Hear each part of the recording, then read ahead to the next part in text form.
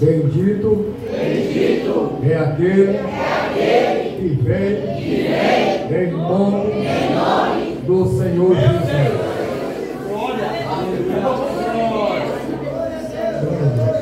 Meus irmãos, minhas irmãs, a paz do Senhor. Amém. Abram comigo vossas Bíblias na Epístola de Paulo aos Efésios, capítulo de número 5. Capítulo de número 5, seu versículo de número 14. Epístola de Paulo aos Efésios, capítulo 5, versículo de número 14. Os irmãos estão folheando as páginas do livro sagrado. Eu quero enaltecer e agradecer a Deus pelo privilégio que temos de estar na sua santa presença na noite de hoje, cultuando e nos alegrando do Senhor, juntamente com a amada igreja local, no seu terceiro aniversário. Agradeço ao pastor pela confiança de nos conceder o púlpito para fazermos uso da palavra de Deus. Para mim é uma alegria rever alguns irmãos que estão aqui cultuando também de outras denominações.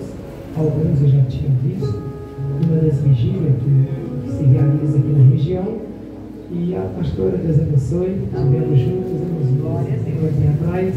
Que Deus abençoe em Cristo Jesus, né? Companheiro, nosso irmão Angelo Mariano, sua esposa, que também tem estado conosco, tem nos ajudado bastante nessa obra, na obra de Deus. Que Deus em Cristo continue também usando cada vez mais. Capítulo 5, versículo 14. Todos quantos encontraram, deu um sinal. Todos que de fato encontraram, deu um sinal pentecostal. Amém. Escrito está, pelo que diz: desperta tu que dormes, e levanta-te dentre os mortos, e Cristo te esclarecerá. Vou ler novamente. Pelo que diz: desperta tu que dormes, levanta-te dentre os mortos, e Cristo te esclarecerá. Amém? Podeis tomar o vosso assento. Já estamos no ambiente de comunhão, de adoração, nesta oportunidade. Meus irmãos, antes de fazermos a exposição do tema aqui da festividade, eu quero também agradecer a Deus. Hoje ainda moro em Bragança Paulista, congrego aqui na cidade de Atibaia, ali no centro, né, com o pastor Leves, da Assembleia de Deus do Ministério do Belém, já há 6 anos. E nós estamos congregando aqui e também ministrando aqui o nosso curso, o curso básico e médio em teologia, ali todas as quinta-feiras e aos sábados à tarde. Então, os irmãos que quiserem conhecer, quiserem participar de uma das nossas aulas, os irmãos estão convidados e pode estar pelo nosso contato, mas estaremos dando mais informações. Alguns irmãos que eu estou vendo, também aqui tem nosso material, nosso livro, alguns livros, a quais nós já propagamos aqui na cidade de Atibaia. Temos alguns temas, 7 temas, entre eles controvérsias do catolicismo romano no cristianismo, o milagre na casa de Jairo, a mulher samaritana, identificando o bezerro de ouro nos altares evangélicos, oratória sacra, também os desafios dos relacionamentos interpessoal e a ironia da chamada. Alguns irmãos já têm alguns desses nossos livros, porém hoje nós estamos apresentando para alguns aqui que não sabem, ele no formato digital. Se os irmãos quiserem adquirir um desses temas, também no final pode estar nos procurando. E uma vantagem do formato digital: você terá esse material no seu celular, no seu tablet, no seu computador, não vai desgastar, não é verdade? E outro sim, fora questões da ecologia, né? Você está contribuindo com o meio ambiente, né? Minimizando utilizações de papéis. Então, os irmãos podendo adquirir, e tem a questão de preço, né? O próprio preço não tem a questão do valor. Tudo que nós fazemos para Deus, seja na arte, na música, nas escritas não tem preço, pois o valor sobressai ao preço. Mas em questões que nós dependemos do vinho metal, então o preço dele também é bem em conta, comparando com o livro físico. Então, se os irmãos quiserem adquirir, a ironia da chamada, você que é obreiro, obreira, pregadores, pastores, pastora, é muito interessante adquirir esse material. O milagre na casa de Jairo, quanto também a mulher samaritana, ele traz o pano de fundo do texto para compreender os pormenores, a cultura e alguns enredos que ali tem, e temos N aplicações, inúmeras mensagens voltadas para oração, clamor, intercessão, adoração e muito mais. Identificando o bezerro de ouro nos altares evangélicos, nós falamos dos desafios da igreja atuais, que está voltando, infelizmente, para práticas místicas, idólatras e cultos a personalidades. Então, esses são livros de teor de naturezas que caminham para questões diferentes, subdivididas em temas, porém com um intento de edificação. E o Controvérsias do Catolicismo Romano, nós trabalhamos um pouco daquilo que nós fazíamos. Antes de conhecer a Jesus, nós pregávamos na Igreja Católica Apostólica Romana, e em especial, através da Igreja Católica, nós tínhamos por crença, por convicção, que nós tínhamos que ganhar muitas vidas para Jesus e para a igreja. E entre essas vidas eram os evangélicos. Tínhamos evangélicos como analfabetos de Bíblia. Então nós, naquela época, no meu caso, juntamente com alguns, utilizávamos a Bíblia para mostrar pela Sagrada Escritura que os evangélicos estavam sendo enganados.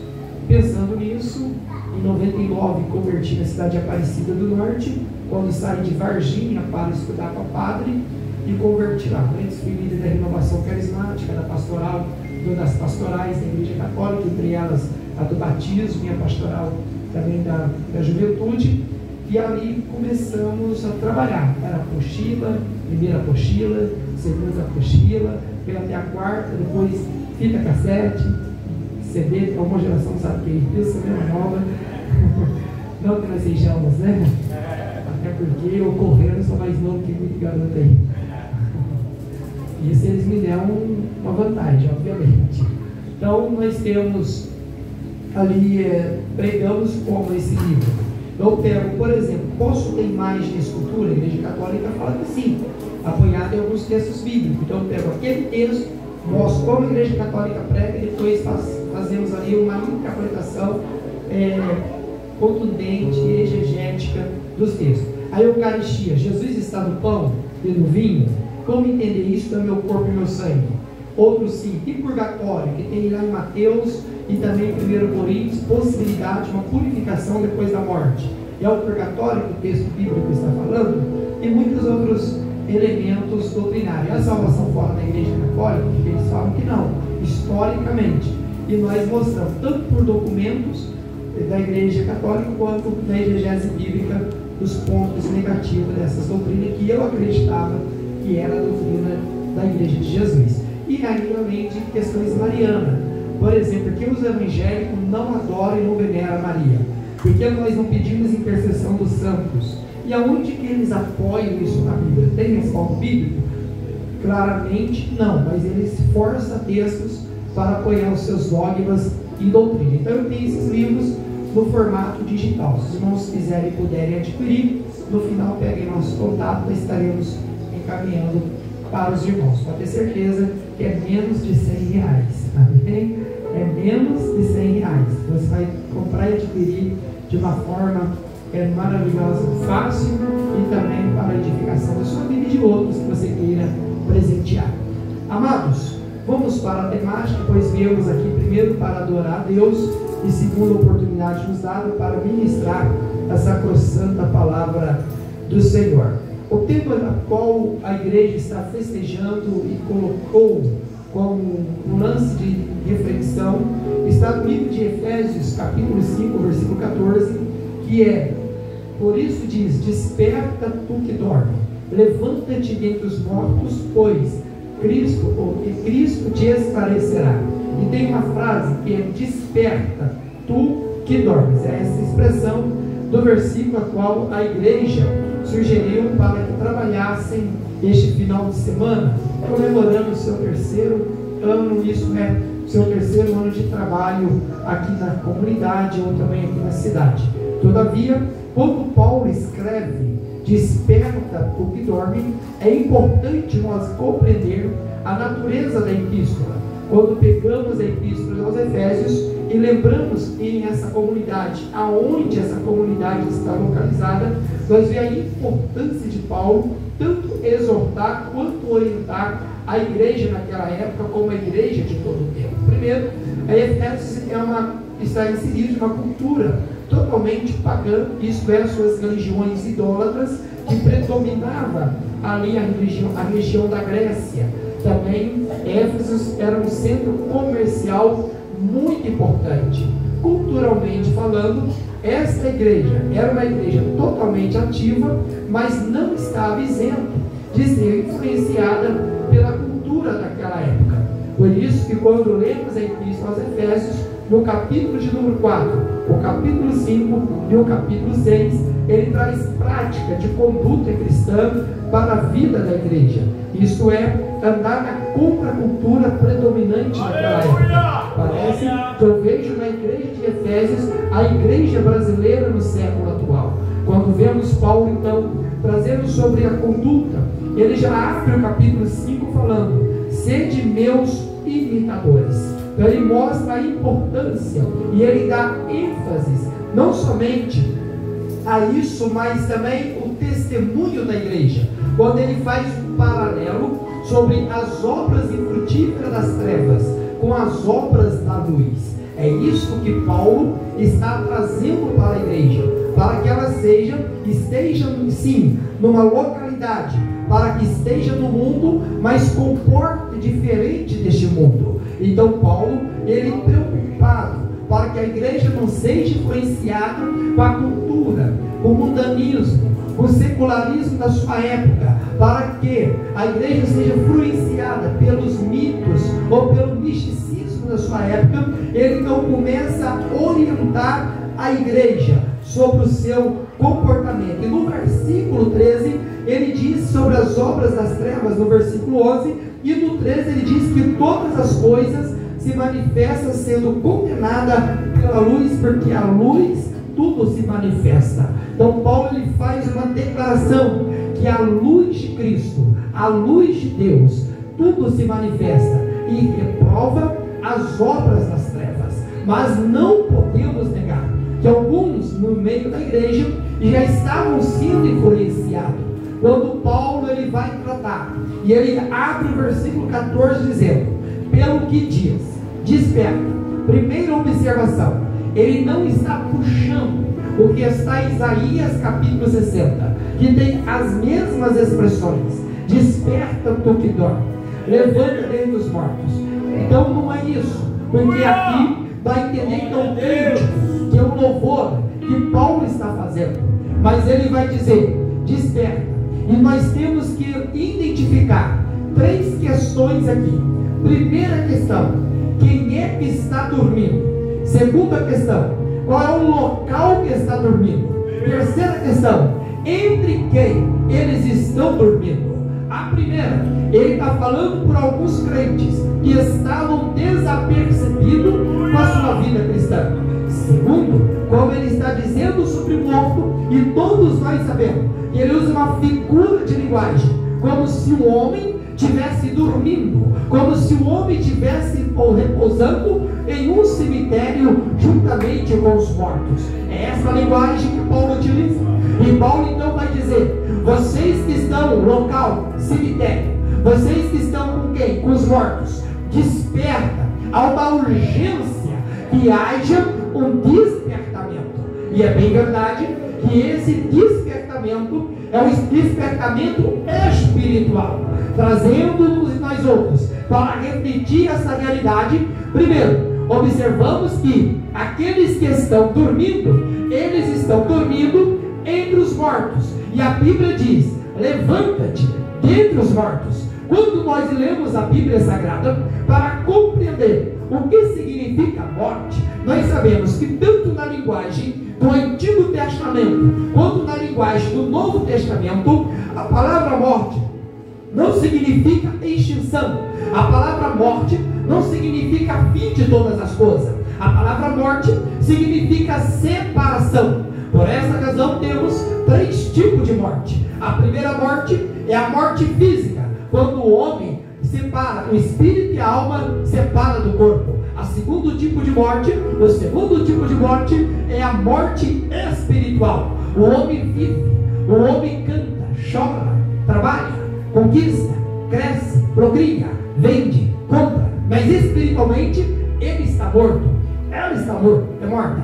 Porém, nós temos aí o terceiro tipo de morte, que é a morte espiritual. Partindo do princípio que a palavra morte quer dizer separação, então o homem que está morto espiritualmente está separado de Deus. Então vamos identificar quem são esses mortos, a quais parte da igreja está dormindo com eles. É esse mundo, porque a Bíblia vai testificar no livro de Isaías, capítulo 59, no versículo 2, quando o texto diz que o pecado faz separação entre nós e Deus. O pecado coloca uma barreira.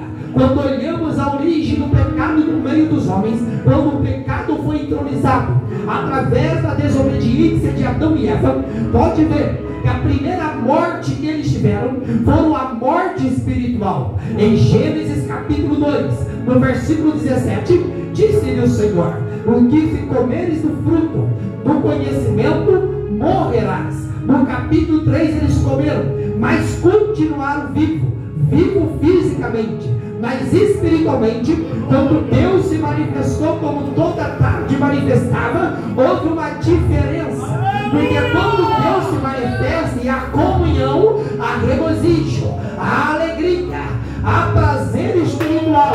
Mas no caso, como veio o pecado, quando Deus se manifestou, eles tiveram medo, eles tiveram vergonha. Assim é o estado do homem, assim é o estado da mulher, que estão mortos espiritualmente. Por essa razão também nós devemos refletir como é que está o meu estado espiritual, porque muitas vezes nós descuidamos, acomodamos, porque Paulo está tratando basicamente isso. Parece que parte da igreja já está bem acomodado no cemitério espiritual. Parece que parte da igreja já está acomodado juntamente com os presuntão, juntamente com os defuntos espiritualmente. Pastor, me dá um sinal que alguém pode estar acomodado juntamente com os mortos espirituais. Pega aí que já vai o primeiro sinal. No Salmo 115, no versículo 17, diz que os mortos não louvam a Deus, e nem aqueles que descem a sepultura. Bendiz o seu nome. Pastor, não entendi. Observa o nosso mundo, como que o mundo está religioso, canta nossa música, prega nossas pregações, e até mesmo fala de Deus e chora. Tem muito crente que está igualzinho o mundo, canta mas não louva, fala de Deus mas não teme, prega mas não converte. Ele está morto, irmão, o espírito está inativo. Agora, meus amados, a Bíblia vai testificar da questão da morte, como que Jesus tratou a respeito disso, lá no livro de João, no capítulo 11, no versículo 11, quando Lázaro estava morto, Jesus virou para os seus discípulos: Lázaro, meu amigo, está dormindo, mas eu vou despertá-lo. Isso é tão maravilhoso, porque pega aí, porque tem muito crente que está tão morto, irmão, que vir no culto é um sacrifício, adorar é um sacrifício, passa horas diante da televisão, mas não consegue ficar 3 horas numa reunião como essa. Tem gente que se alegra com as coisas do mundo, mas não se alegra com as coisas espirituais. Mas vai mudar, deixa eu ver quem acredita, vai mudar. Aleluia. Pastor, me dá mais um sinal. Aonde tem morto, no velório já viu. Quem já foi no velório já tocou no morto. Eu não tenho hábito de tocar, mas algumas pessoas tocam. Um corpo sem vida, onde os organismos, onde todos os sistemas pararam de funcionar, o corpo é frio. O corpo é frio. O corpo é frio. Observa, tem muito crente frio em nosso meio. Tem gente, pega aí, tem crente que é tão frio, se você sentar perto dele, você fica resfriado. Tem crente que é tão frio, parece até que a gente olha e fala, aí desliga o ventilador, porque não é o ambiente está fervoroso. Tem crente que é frio mesmo, tem crente que está morto mesmo, mas Jesus disse, eu vou despertar. Pastor, me dá outro sinal de crente que é lá em parte da igreja, que está acomodado no cemitério espiritual, juntamente com os mortos. Ah, meus amados, você deve já ter visto algumas pessoas que morreram e o corpo demorou para ser encontrado. O que acontece com o tempo? O corpo começa a apodrecer e começa a cheirar mal. É assim, irmão. Tem muita gente que veste bem, uma bonita gravata, como eu fiz ali hoje, tem um bom sapato, se reproduz muito bem esteticamente, mas o interior está cheio de uma amargura, está cheio de ódio, não consegue liberar perdão, aí vem o culto, não sente nada, e vai falar que tudo foi frio, que tudo foi morto, pega a mão de besteira, o dono da vida está aqui, está aqui, está aqui. Ei, olha aqui, outros sintomas que nós vamos encontrar parte da igreja deitado com os mortos. Pastor, cadê? Quem já foi num velório aqui? Deixa eu ver quem já foi num velório aqui. Eu também já fui, meu Deus do céu. Agora pega aí, quem já viu no velório o morto expressar sentimento? Quem já viu o morto falar? Quem já viu o morto sorrir? Quem já viu o morto chorar? Você já viu? Creio que não. Até porque se tu vê, tu morre de susto. Então observa, quando vamos no velório, o morto não fala, o morto não expressa emoção, não expressa sentimento. Ah, pega aí, tem muitos crentes no dia de hoje, irmãos, que vem no culto e fala assim, é muito emocionalismo.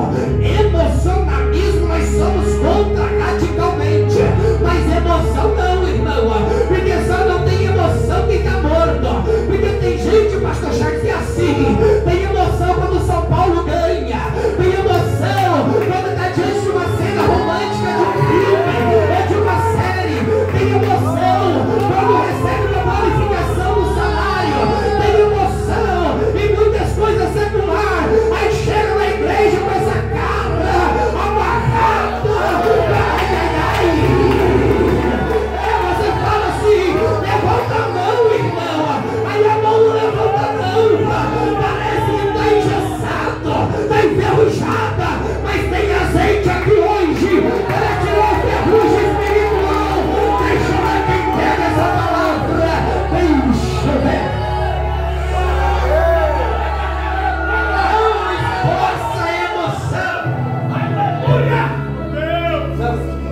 Outra realidade do mal. Então, se ele não esboça emoção, aí vem a necessidade de nós despertarmos, de nós nos levantarmos. Mas sabe que é interessante? Paulo vai dizer dessa forma: levanta dentre os mortos, mas o morto não levanta. Então ele está falando com uma igreja, ou parte da igreja que está desapercebida, parte da igreja que já associou com este mundo. E a Bíblia nos dá, queridos, algumas razões para nós não conformarmos com esse mundo. Uma razão está em Romanos capítulo 12, no versículo 2, quando diz: não conformeis com este mundo, mas seja transformado na renovação do vosso entendimento. Outra razão para não conformar com o secularismo está em Tiago capítulo 4, que aquele que se faz amigo do mundo se torna inimigo de Deus. Outra razão para não conformar com o mundo está em 1 João, no capítulo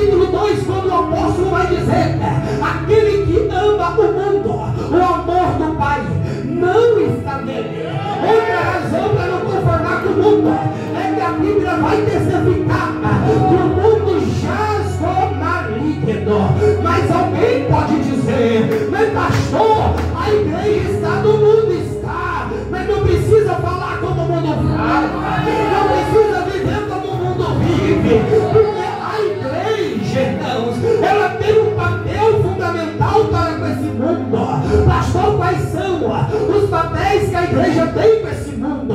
Lá em Mateus capítulo 5, no versículo 14, diz Jesus: vós sois a luz do mundo e o sal da terra. A Bíblia vai testificar que nós devemos ser evangelistas para este mundo. A Bíblia vai testificar que nós somos embaixadores para este mundo. A Bíblia vai testificar que nós somos, pega aí, enquanto nós somos o diferencial do mundo.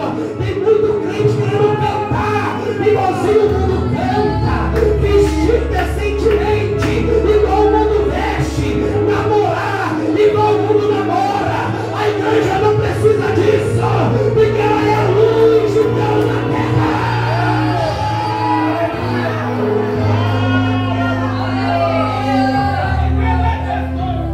Agora observa. Desperta tu que dorme. Por que desperta tu que dorme? Porque dormir pode gerar umas consequências, falando espiritualmente. Pastor, não entendi. Observa que lá no livro de Atos dos Apóstolos, no capítulo 20, no versículo de número 7, vai falar de um jovem chamado Eutico. Ele está na palestra, ele está na apresentação de Paulo. E, Jesus, é isso, né? Vou falar. Pega aí, irmão, pega aí. Ele está lá, o negócio ficou longo. Sabe como nós percebemos que crente está dormindo espiritualmente? É quando o culto para ele é longo. Ler a Bíblia é difícil. Orar misericórdia. Eutico está lá e a palestra está longa. O estudo está longo. A pregação está longa. Mas onde que Eutico está? Ele está na janela. Quem está dormindo, quem está sonolento espiritualmente, nem sempre está dentro do culto. Às vezes está dentro da igreja, mas não está no culto. É aquele que está na janela. Primeira observação da janela: a questão da lei da gravidade. Qualquer incidente, a tendência realmente é jogar o corpo para trás. Segunda realidade: ele está na janela, ele está olhando para a pregação de Paulo, mas o que passa na rua chama a atenção dele. Tem muito crente desapercebido espiritualmente, está dentro da igreja, mas ainda está olhando lá fora, está dentro do templo, parece que o coração está dividido lá fora. Quando Elias edificou o altar, a Bíblia diz que o povo cocheava em dois pensamentos: ora adorava Deus, ora adorava Baal. A igreja é diferente. Uma igreja despertada não adora Baal. Uma igreja despertada não adora pregador. Uma igreja despertada não adora cantor. Uma igreja despertada não é interesseira. Não adora somente quando as coisas estão dando certo. Não adora somente quando tem saúde. Não adora somente quando tem dinheiro. Se tem dinheiro, adora. Se não tem, adora. Se tem saúde, adora. Se não tem, adora. Se está dando certo, adora. Se não está dando, ele adora. Porque sabe que Deus está no controle. Cadê os adoradores? Passa a barulho de adorador. Eu vou deixar você adorar. Eu vou deixar você adorar.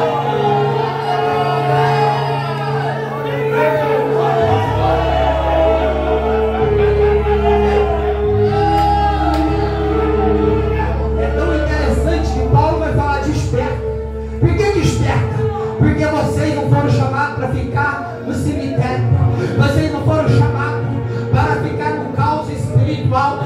Vocês não foram chamados. E a igreja brasileira tem que resgatar o conceito de despertamento. Temos que resgatar o verdadeiro conceito de avivamento. Porque eu me preocupo, queridos irmãos, não sou de maneira nenhuma uma saudosista, mas eu não abro mão dos princípios de um avivamento. Hoje as pessoas para pular na igreja, para fazer aviãozinho, basta cantar um corinho, as pessoas se viram na igreja, até quebra a cadeira e fala que é avivamento, mas quando termina a expressão litúrgica, a vida continua do mesmo jeito. O crente não ora, não lê Bíblia, não tem comunhão, não vai no culto de oração, não vai no culto de ensino, mas canta um forrozinho, gosta, canta, aí entra no pé, aí entra no manto. Cada hora de despertar verdadeiramente. O poder não vem da bateria, o poder de Deus não vem do teclado, o poder de Deus não vem da voz do pregador, o poder de Deus vem da intimidade, da comunhão. Deixa eu ver quem pega, deixa eu ver quem pega, deixa eu ver quem pega nessa noite. Aí, pastor, nós falamos que a igreja está avivada, mas nós vamos no trabalho de oração, tem 20 irmãs, vai 3. Você vai no trabalho de evangelismo, a igreja tem 100 membros, mas vai 10 quando vai.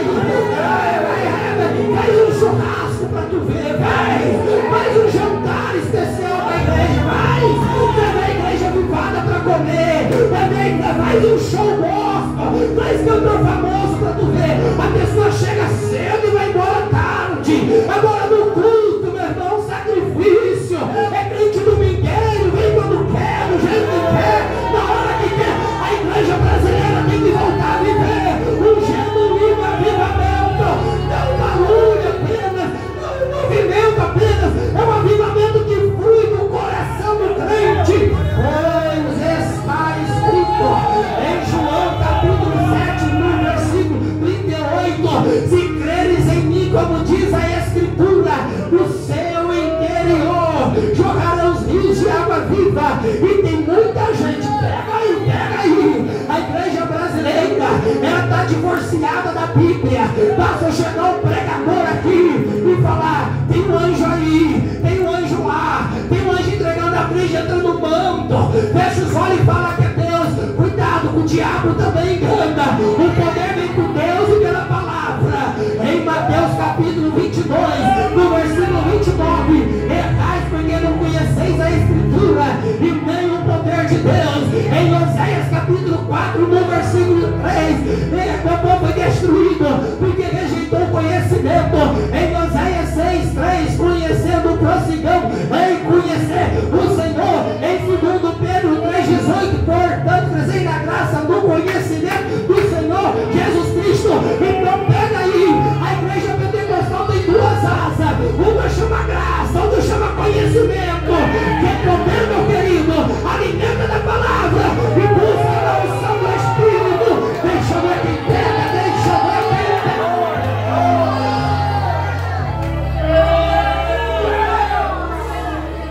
Porque dá uma bagunça. Às vezes você vai a alguns encontros, irmãos, que dá vergonha. Dá vergonha.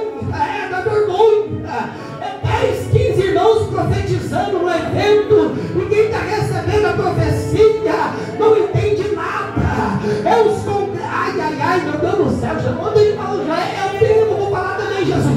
Desperta tu que dorme, porque chega num culto como esse. Aqui é fácil da glória, aqui é fácil ser profeta. Aqui é aqueles profetas da casa do vizinho, vai na casa dos irmãos profetizar. Chega na igreja, irmão, ora, quem não profetiza na igreja? Sabe por quê, querido? Porque a profecia deve ser julgada pela igreja. Aí quando a igreja tem discernimento e fala que é carne, o que diz que é profeta desvia. Por isso, igreja, desperta do que dorme. Não temos o verdadeiro avivamento.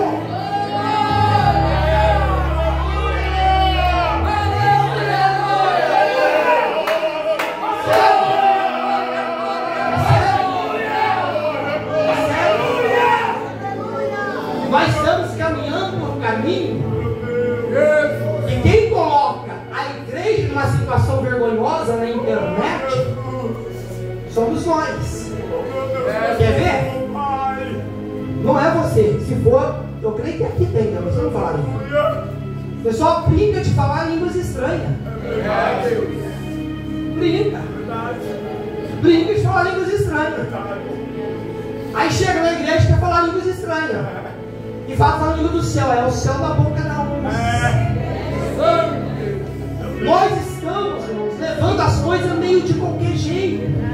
Porque está faltando o que é o verdadeiro despertamento. Eu sempre tenho comigo, lá na católica, eu achava que eu era batizado com o Espírito Santo. Eu ensinava até a rezar em língua. Peguei isso de Minas, São Paulo, Rio de Janeiro, tudo pela igreja católica.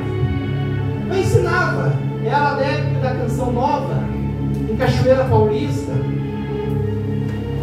Aí eu venho como evangélico, eu descubro que o Espírito Santo de Jesus fala, o mundo não pode receber.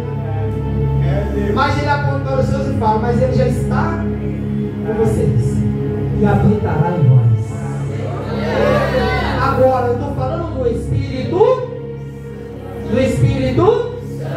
Aí eu vou brincar com quem é santo. Então Paulo está preocupado com o contexto cultural, social e religioso da igreja. Porque não é eu que tenho que me enquadrar na igreja, que tem que enquadrar no mundo para ganhar o mundo.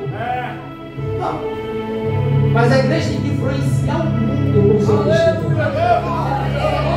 Mas nós só vamos conseguir se despertar, de entender qual é a nossa missão, qual é o nosso papel, qual é o propósito da existência da igreja.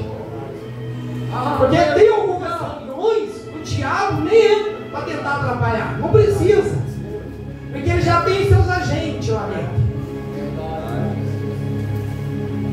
Mas aqui ele pode até tentar entrar para atrapalhar.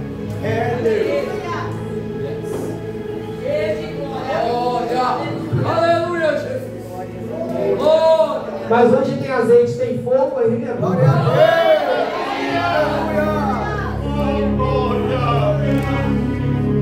E agora observa que a questão de dormir, todos nós estamos sujeitos.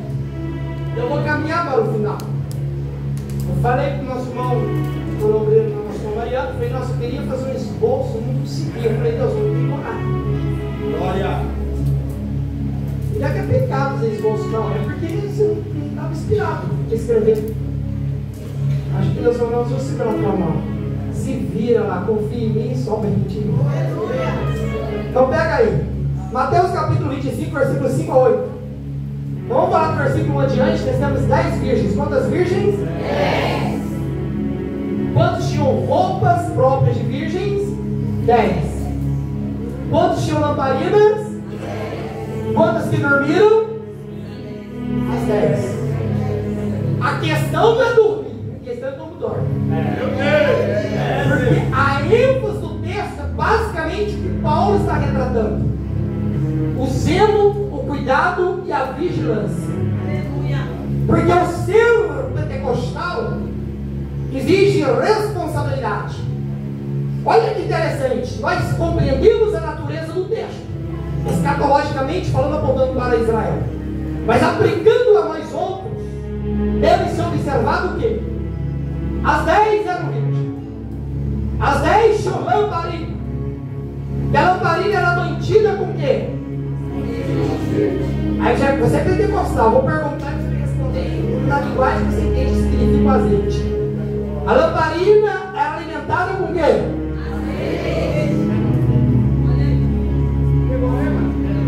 Eu tenho uma pentecostal aqui. Eclesiastes 9:8. Em todo tempo, seja alta a sua veste, nunca falte óleo sobre a sua cabeça.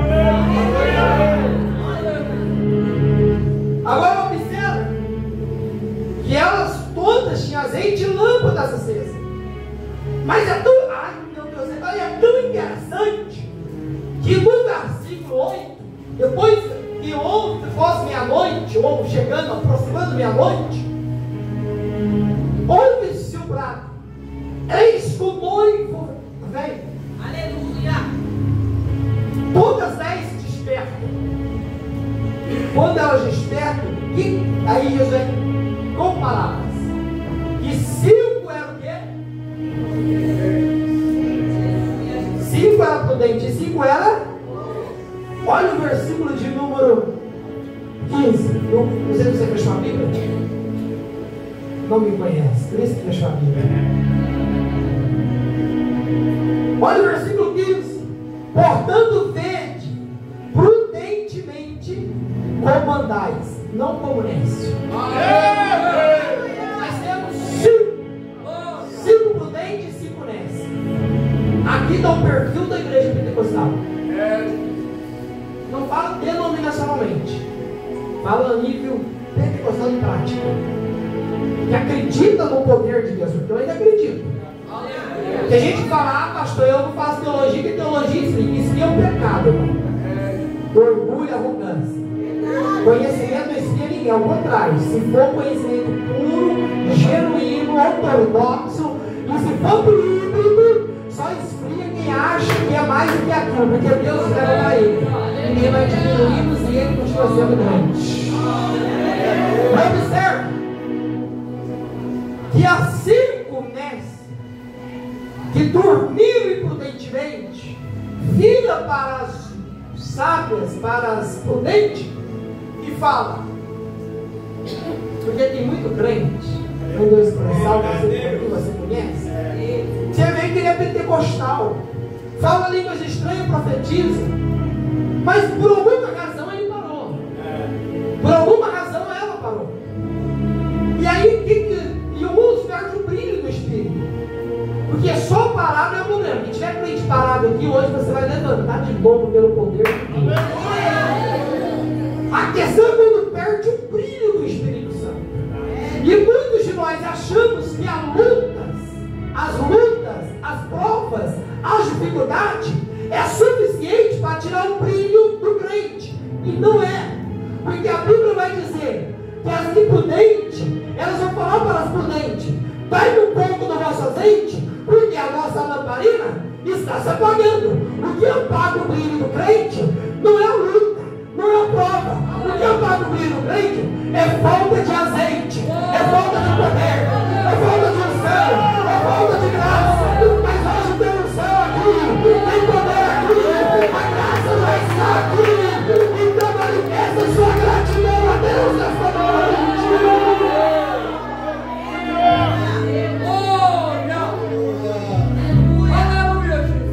Porque se o azeite vem do jeito de ser, é prensa de azeite, quanto mais o crente passa na prensa, mais azeite. Pode ver que o crente pentecostal é doido mesmo. O crente pentecostal é meio atrapalhado. Eu conheço 2 na Bíblia, lá em Atos dos Apóstolos, capítulo número 16, que eles apanharam, mentindo contra eles, foram presos, foram amarrados. Se eles não fossem pentecostal de verdade, se ele fosse só um crente do movimento, eles iam virar um pro outro e falar: eu vou parar, eu vou desistir, vou recuar. Mas ele é pentecostal, mesmo na cadeia, eles oraram, e louvaram. Não importa como você chama aqui, que Deus acha louvor e oração, que Deus acha oração. Dê um sinal de crente pentecostal nessa noite.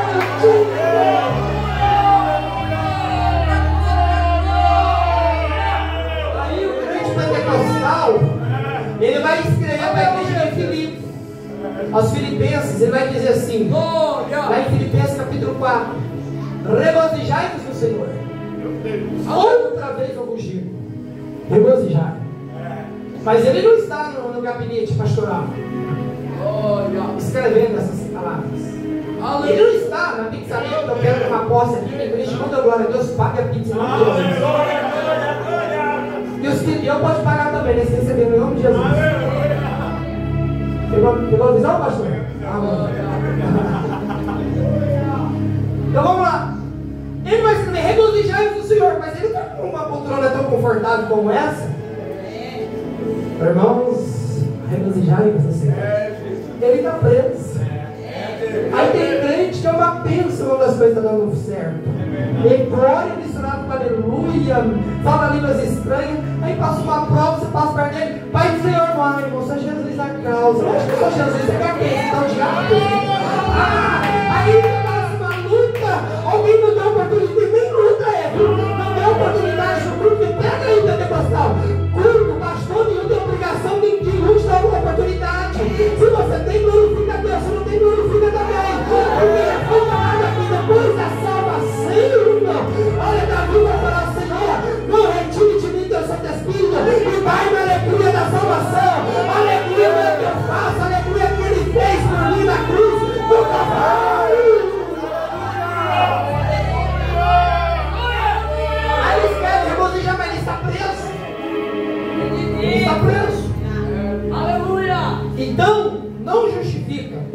entristecer? Posso.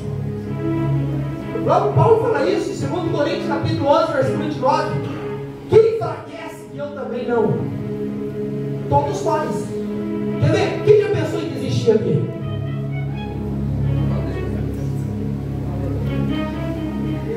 E por que você está aqui?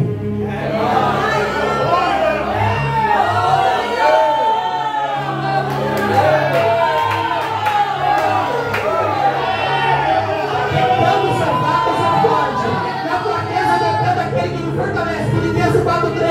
Faço todas as coisas naquele que me fortalece. 2 Coríntios capítulo 10, versículo 7 e 8. Quando estou fraco, é que sou forte coisa. O poder de Deus se manifesta até na minha fraqueza. Joel 3,10. De fraco eu sou forte. Não importa a sua condição nesta noite. A igreja que vai despertar. Ela vai despertar na força do poder de Deus. Em nome de Jesus.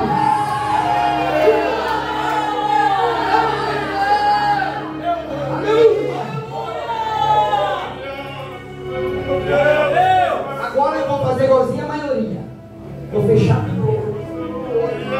Porque eu fico a Bíblia aberta, eu acho que eu tenho que ficar pregando. Aí vira vigia. Mas eu fechando a Bíblia, eu termino daqui 1 hora.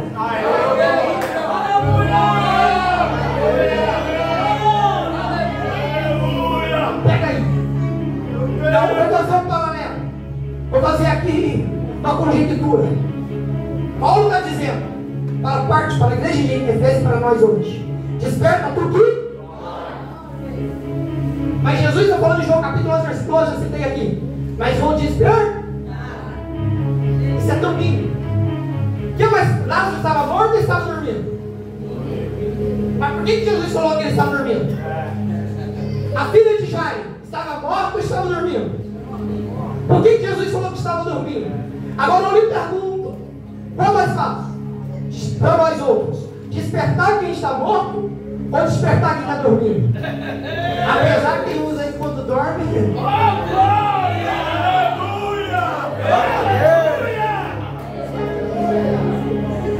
É só o som da trombeta mesmo. Isso quando você não acha que a trombeta está nele, né? É verdade, Senhor.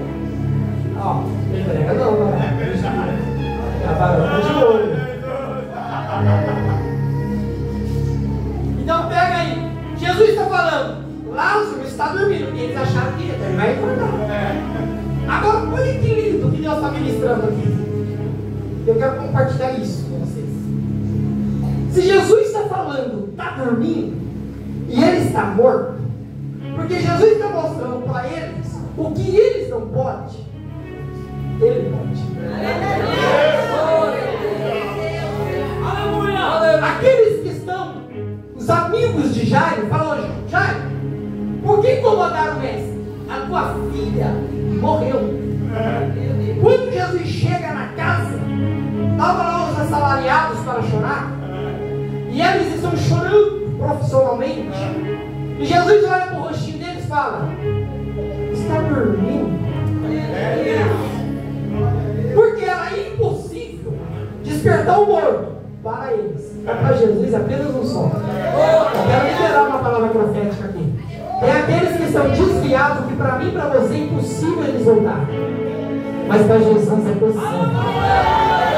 Tem aquele na sua casa que você fala: meu Deus, eu prego, eu testemunho, faço de tudo, e a pessoa não converte, é cada vez pior. Para nós outros é impossível, mas para Deus é possível.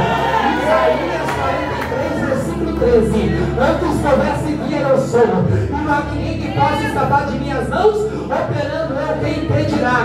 Em Lucas capítulo 1, versículo 37: pois para Deus não há impossível. Então creia na palavra de Deus, e quando Jesus disse: vou despertar, ele chega na porta do sepulcro. Ele usa 3 formas para despertar quem está dormindo. Nós temos 3 ressurreições. Nós temos a ressurreição no livro de Marcos. Nós temos a filha de Jairo, que é narrado também em Mateus e Lucas. Nós temos No livro de Lucas 7, nós temos o filho de uma mulher na cidade de Naim. E nós temos João capítulo 11. Nós temos o próprio amigo de Jesus. E ambos Jesus opera de uma forma maravilhosa. E o culto mudou. Porque monta culto fúnebre para ter alegria só se for de crente salvo. Aleluia. Porque quando a gente vai no velório aí que não é de crente, meu Deus, não tem como se alegrar. E Jesus falou: eu vou transformar o culto fúnebre, porque eu vou mostrar que eu tenho poder sobre a morte. E Jesus chega na entrada da cidade, e a mulher está levando o menino, e Jesus tocou no esquife.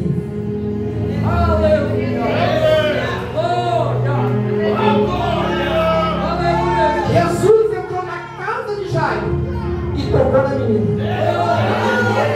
Jesus chegou na porta do sepulcro e chamou a Lázaro. Pastor, não estou entendendo nada, vou entender agora. Desperta. Jesus vai despertar os três para uma finalidade. Uma igreja que não quer entrar no propósito de Deus não precisa de despertamento. Fica no caixão. Fica entre os mortos. Porque quando Jesus fala, toca no esquife e faz o menino levantar, o texto diz que ele levantou e começou a falar. Quando Jesus ressuscita a filha de Jairo, ela levantou e começou a correr. Quando Jesus ressuscitou Lázaro, ele levantou e foi preparar o banquete. Aqueles que Jesus desperta nunca mais é o mesmo. Começa a fazer a diferença. Faz a diferença na igreja, faz a diferença na família, faz a diferença na nossa. Deixa eu ver quem toma posse dessa palavra.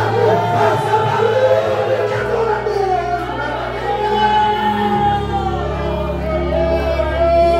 Fique em pé adorando, fique em pé adorando, fique em pé adorando, fique em pé adorando, fique em pé adorando. Jesus tocou no esquife, o menino começou a falar. É uma igreja que é despertada pelo poder de Deus, é uma igreja que fala do Evangelho, é uma igreja que proclama uma nova, é uma igreja que anuncia Jesus. A filha de Jairo levantou e começou a correr. Uma igreja despertada, uma igreja estática, parada, acomodada, uma igreja que caminha, uma igreja que marcha, uma igreja que vai, uma igreja que evangeliza. E quando o livro de Marcos 16, Jesus chegou na porta do sepulcro e disse: Lázaro veio. E Lázaro saiu. No capítulo 12, preparou o banquete e representa aquele que vive para a ressurreição. Deixa eu ver quem quer ser botado. Quem quer ser botado? Quem quer ser botado? Quem quer ser botado?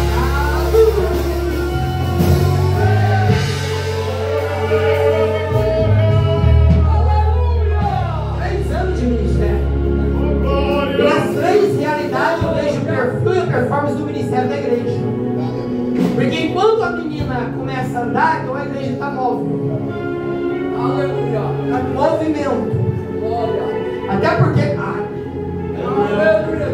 pentecostal que não evangeliza, pentecostal que não tem disposição, não é pentecostal, está com defeito.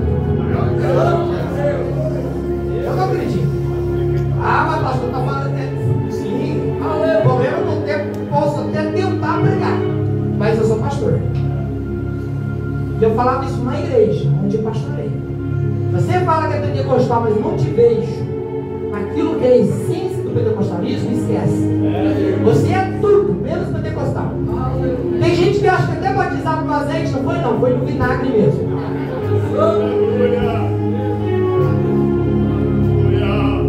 E hoje, com a nossa tecnologia, eu já vi irmãos dobrar o joelho para ficar mexendo no celular. Eu fiquei tão feliz com a irmã uma vez, rapaz. Ela nunca chegou na igreja para orar com a gente.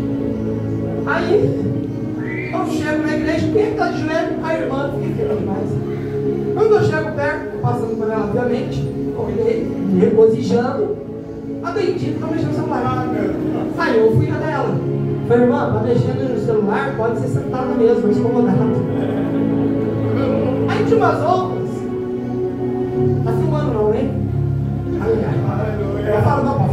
nunca foi. Aí um dia elas foram. Aí quando eu abro o Facebook, tá lá a postagem das fotos. Agora tem que olhar essa. Eu não quero tanto desajeitar, né? Aí tava lá assim, saindo da oração. Aí o venerando, quem conhece, sabe, acho que deu coração. Aí eu comentei, né? Por que não coloca? Eu nunca fui na oração. Meu Deus! Aleluia! Ai, meu Deus! Aí tem um crente do monte. Tem crente que é fervoroso só no monte. No monte ele é profeta, profetiza. Na igreja é menos que a jumenta de Balaão. Meu Deus! Então nós temos que rever o conceito, o culto com isso. Porque é tão gostoso o culto com a essência pentecostal. É tão gostoso quando nós cantamos de verdade, adoramos de verdade. Quando nós pregamos de verdade, vivemos de verdade. É tão gostoso. Não precisa de muito. Não precisa de muito. Mas sabe o que está acontecendo? É esse divórcio naquilo que é essencial na igreja. E isso me preocupa. A igreja está fazendo 3 anos. Então, enquanto a filha de Jairo movimenta, eu me lembro da ação do Espírito Santo na igreja. Porque Jesus disse que o vento sopra onde quer. Ouve-se o ruído. Não sabe de onde vai nem para onde vem. Nem para onde vai. Sabe de onde vem nem para onde vai. Assim acontece porque ele quer nascer de Deus. Romanos capítulo 8, versículo 14 diz que todos que são filhos de Deus são guiados pelo Espírito de Deus. E Lucas capítulo 2 diz que Simeão, agora pega, isso é lindo. Tem gente que fala assim, eu vou no culto para ser cheio. Está vazio, filho? Porque está cheio de outra coisa? A Bíblia diz que Simeão foi conduzido ao templo pelo Espírito. Culto não começa aqui. Culto é logo de casa.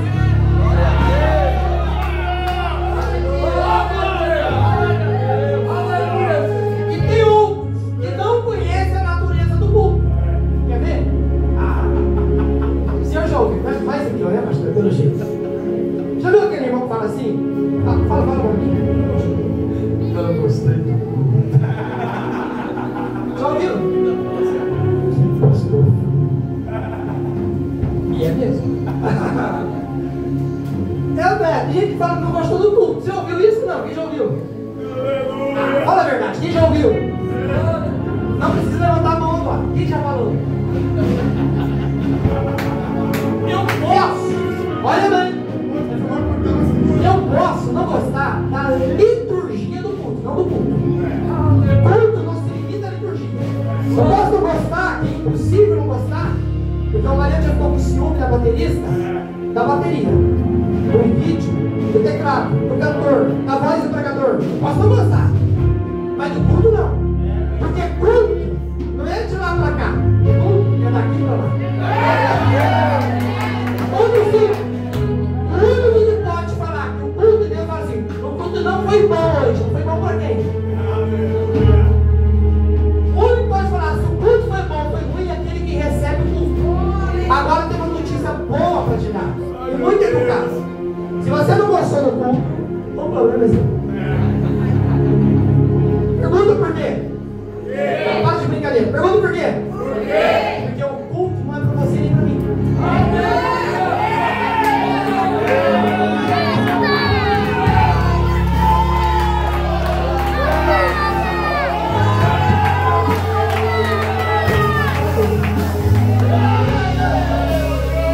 Mas aí fica uma outra observação. Eu estou vendo muitas irmãs de observação, que acontece muito isso de observação. Eu queria que cantasse aquele hino. Quando não cantou aquele hino, eu vou ficar em pé, mas não vou cantar. Para ele.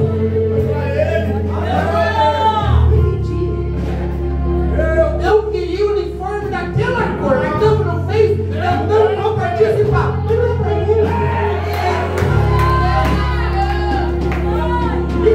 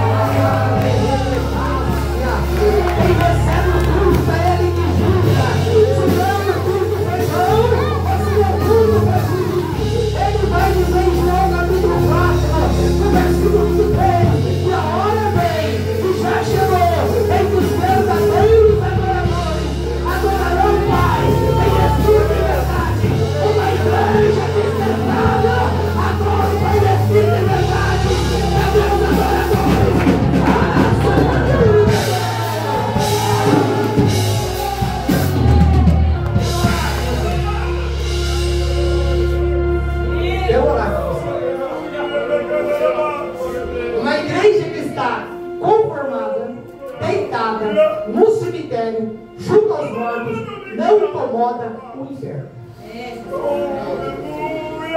Pode ter tudo, uma estética bonita, um tempo bonito, músicos bons, excelentes professores, pregadores, toda a estrutura. Mas é muito de uma hora. Aí Deus leva Ezequiel numa forma panorâmica, uma visão panorâmica no vale. E lá que Deus fala, pode reviver? O senhor não sabe. Então profetiza. Aí vai profetizar. Primeiro, eu quero avivamento, eu não quero palavra. Foge. Foge de um avivamento sem palavra. Foge. Que a palavra é instrutiva. Sabe essas vigílias de oração? Foge. Meu Deus. Verdade. Foge. Porque não vai te alimentar em nada. Ao contrário, vai te dar canseira. Fica a noite toda acordado. Agora, quando tem oração, tem poder, os irmãos vão cantar, canta na graça, na unção. Vai pregar, prega na graça, na unção. Quem está do lado sente a graça, sente unção. Quem não vai, sente falta. Meu Deus, eu perdi tanta unção. Ninguém tem palavra, tem oração. Aí, Ezequiel profetiza. Pronto. Primeiro, os ossos estavam sequíssimos, espalhados. Olha aí os sintomas de uma igreja morta. Sequíssimo, espalhado, não tem comunhão. Não tinha aparência. Aí quando ele profetiza, primeiro os ossos se unem. Cada osso com o seu. Quem disse que eu tenho que gostar de você? Eu tenho que amar você. Agora o problema é a carência. Porque eu quero ser amado. A Bíblia não mandou ser amado, eu mandei eu amar. Eu sou tão egoísta que eu quero ser amado. Aí eu tenho dificuldade para amar. Mas quando eles entenderam os princípios do Evangelho, fica tudo mais fácil. Agora eu observo. Juntou. Nasceu tendões, carne, pele. Se fosse eu ia falar, Deus, top. Era um cemitério aos céus abertos. Agora tem um grande exército formado. Formação, característica. Ótimo. Para mim, ó, divino. Deus olha e fala. É um cemitério. Tem formação, tem estrutura, tem estética, mas não tem vida. Então podemos ter tudo, mas se não tiver vida espiritual, não tem nada. Oh, meu Deus! Por isso que desperta é o desafio da igreja brasileira. Cabe nós que somos líderes despertar isso a nossas vidas. Acabar com essas meninices que não produz nada. Valorizar o sentido real do corpo. Como nós tivemos aqui momentos lindos de louvores. Sem palhaçada. Selecionar nossas músicas. Porque tem hora que é melhor ouvir música secular do que ouvir música gospel. É que eu vou te matar, Deus vai te pôr em cima, Deus vai para de besteira. A glória não é para o homem, a glória é para Ele.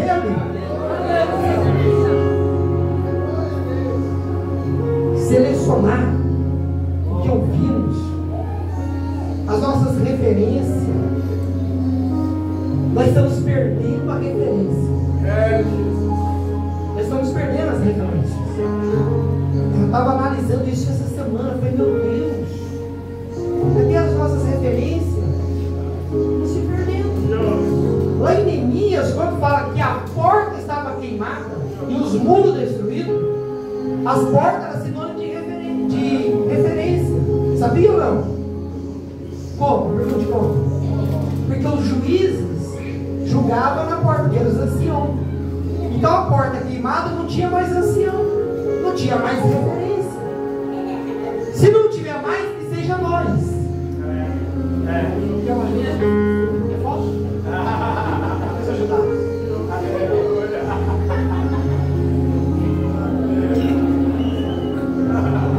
Então, está perdendo a referência. Porque as coisas estão desandando. Mas uma igreja que está despertando, ela vai ser referência. Nós que estamos aqui temos responsabilidade de ser referência para a geração que vai chegar. Por isso Deus fala, eu vou despertar.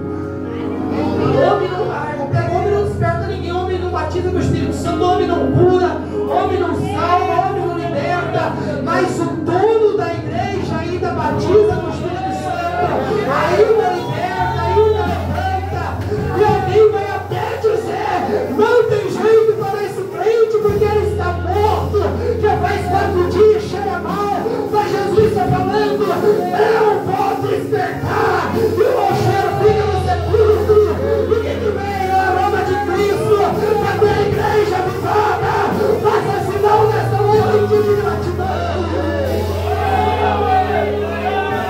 Vamos lá. Esse é o desafio.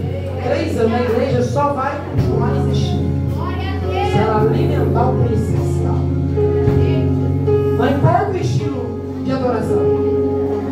Tem umas que são mais barulhentas, outros são menos barulhentos. Mas não significa que uma é mais elevada do que o outro. Não significa. Porque tem muitas igrejas que são muito barulhentas, mas são ativas. Você vai estar no trabalho de oração, no trabalho sociais, no trabalho de evangelização. Melhor ter menos barulho e ter mais ação do que ter muito barulho e não ter ação nenhuma. Porque solta 2 latas, uma cheia e uma vazia, morra abaixo. Qual vai fazer mais barulho? Pastor, então quer dizer que eu estou fazendo muito barulho e eu sou vazio? Não, você pode fazer muito barulho sendo cheio. Sendo cheio. Eu quero orar. Eu ia até cantar mais um hino, mas 10 horas depois vamos ficar meio. Quer que eu canto? Cheio de cantores aqui, vamos cantar. Pega lá, Mariana, pega lá, depois a banda já. Esqueci o nome do lado. Já tinha que o senhor na vigília? Uma benção. Daqui a pouco já encerra cantando também. Eu quero orar com vocês. Eu sou pentecostal, estava cantando. Acho que eu vou perceber um pouquinho, né? Às vezes a nossa aula de teologia lá nem parece aula, parece culto. Deixar você pulando nessa aula. E achei que o pastor é disciplinar, está dando aula sobre o Espírito Santo. Fechei o livro e falei: irmão, sempre pentecostal tem que ensinar o Espírito Santo, é um retrocesso. Então eu creio que todos que já têm o Espírito Santo acabou a aula. Está preparado? Desperta tudo, pastor. Eu que já estou despertado. Mantenha-se atento.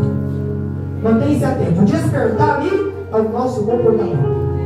Mas uma igreja avivada, o mundo vai se levantar, o diabo vai se levantar, até os ímpios vão se levantar, mas a igreja vai marchar de vitória em vitória. Vitória em vitória. Fecha os teus olhos, fecha os teus olhos, fecha os teus olhos, vai adorando. Deixa eu só perguntar: tem adoradores aqui? Deixa eu ver se tem adoradores.